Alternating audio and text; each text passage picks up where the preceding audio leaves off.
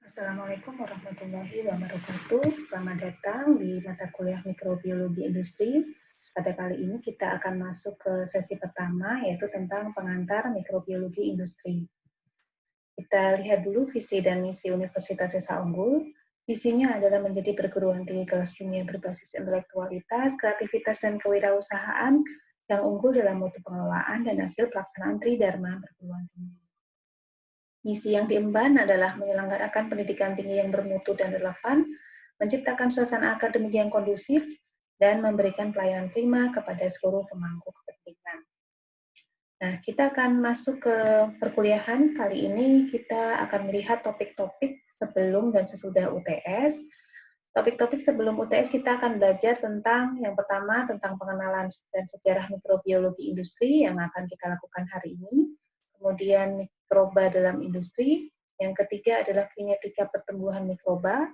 Yang keempat adalah tipe fermentasi dalam industri. Yang kelima adalah industri pangan fermentasi. Yang keenam, kita akan melihat juga industri dalam pemanfaatan kamir dan kapang. Kemudian yang ketujuh, kita akan melihat atau kita akan melakukan tugas terstruktur, yaitu presentasi. Ya. Presentasi ini nanti kita lakukan secara berkelompok, ya, supaya waktu yang diberikan cukup.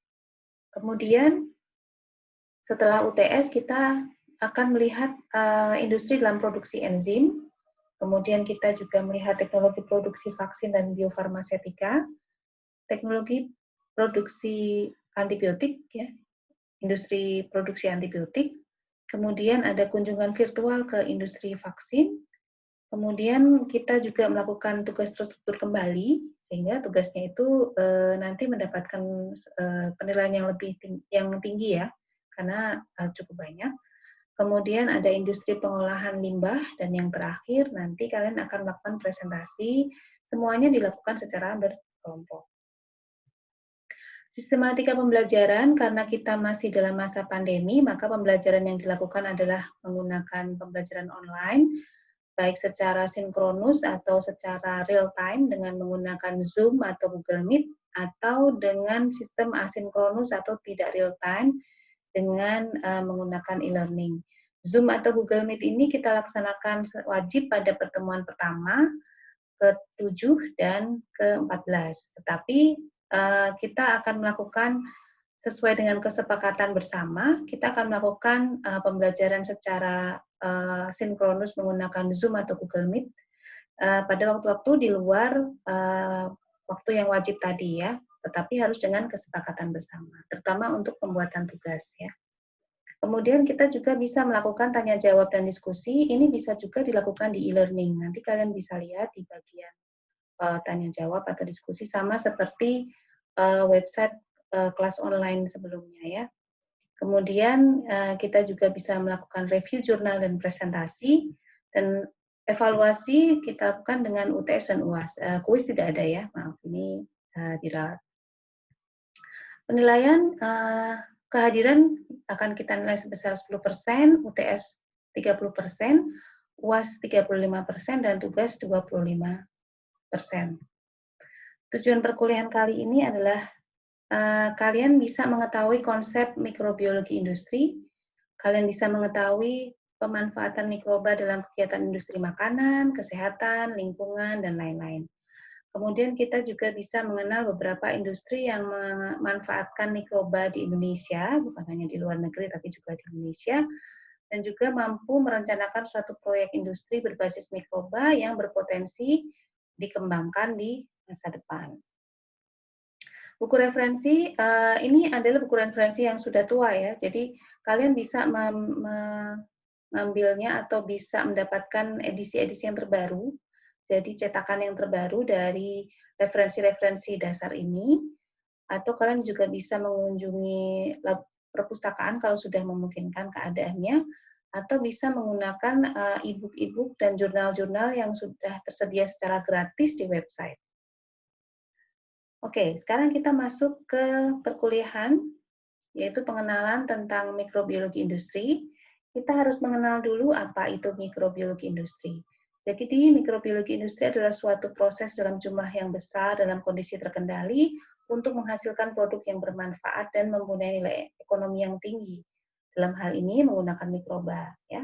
Dan mikroba yang bisa digunakan antara lain bisa bakteri, virus, yeast, kapang, kemudian ada juga yang menggunakan alga, protozoa, dan lain-lain yang bisa merombak bahan mentah menjadi produk. Ya. Jadi intinya mengubah bahan mentah menjadi produk.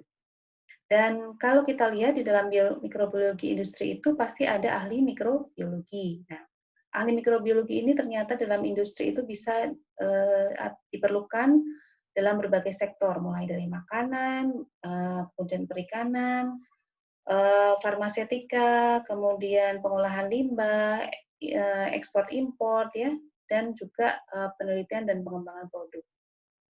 Sejarah perkembangan mikrobiologi industri dimulai dari produksi industri makanan, ya. Jadi yang paling dahulu ada adalah industri makanan atau minuman terutama, ya, minuman beralkohol, minuman yang berfermentasi, kemudian makanan, dan kemudian baru pada saat-saat abad-abad yang baru ini kita masuk ke pengobatan dan lain-lain.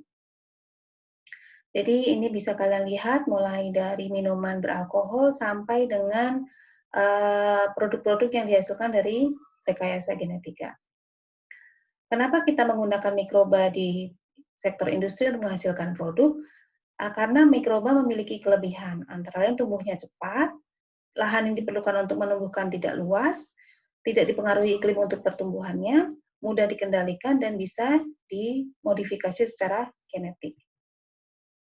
Nah, syarat yang harus dipenuhi oleh mikroba dalam mikrobiologi industri adalah harus ada mikroorganismenya, harus ada substratnya atau mediumnya, hasilnya juga tersedia, mikroba yang digunakan tidak berbahaya dan tidak patogen atau mengandung ya, toksin, serta mikroba yang sudah ditumbuhkan itu mudah dipindahkan dari kultur starter atau kultur awal ke kultur produksi.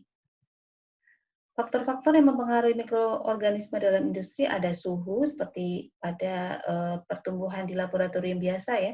Jadi ada suhunya, ada kelembabannya, ada pH-nya, karena mikroba itu sangat bervariasi untuk pH-nya ini. Ada yang bisa tumbuh dalam kondisi asam, basa, atau netral.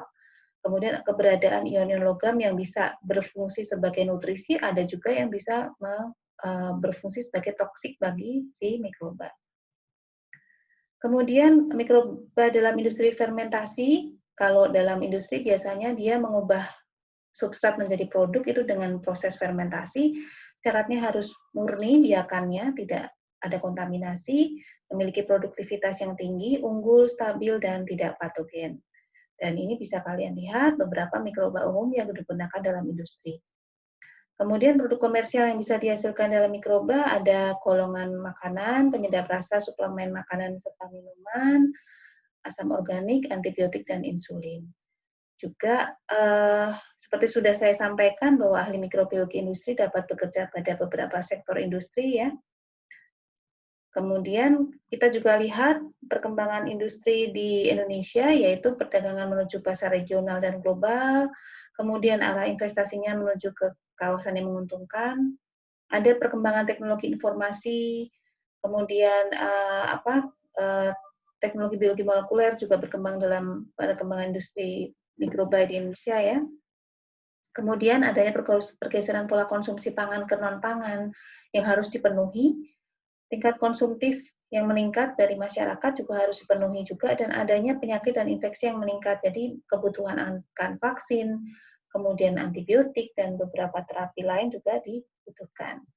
Dan proses produksi dalam industri dengan mikroba itu harus dilalui dari pembibitan atau pembuatan starter awal, kemudian menuju ke scale up, produksi, baru ke pengolahan untuk dipasarkan ke konsumen.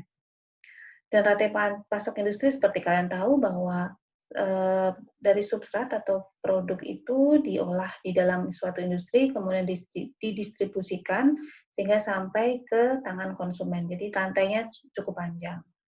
Dan dalam rantai yang panjang itu kita harus melalui keamanan kalau pangan, ya. Jadi kita harus melalui beberapa keamanan pangan seperti good agricultural practices, itu bagaimana cara memanen yang baik, ya, sehingga menghasilkan produk substrat yang banyak.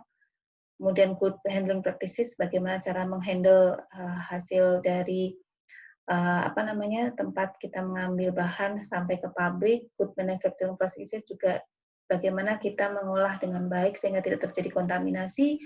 Good retailing practices, bagaimana bisa menyebarkan ke konsumen dengan cara yang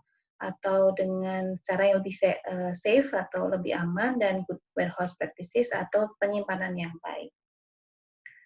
Demikian perkuliahan kita kali ini. Wassalamualaikum warahmatullahi wabarakatuh.